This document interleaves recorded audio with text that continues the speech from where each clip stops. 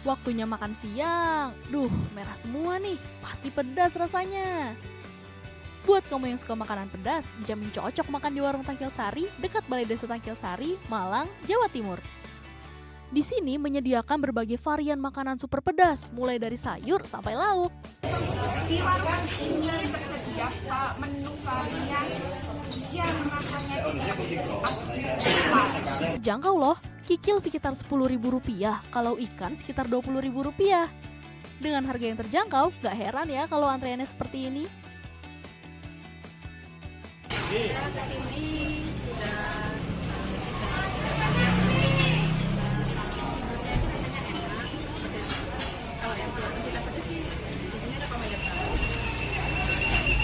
Tempat yang jadi incaran para pecinta makanan pedas ini buka dari pukul 10 pagi sampai 5 sore.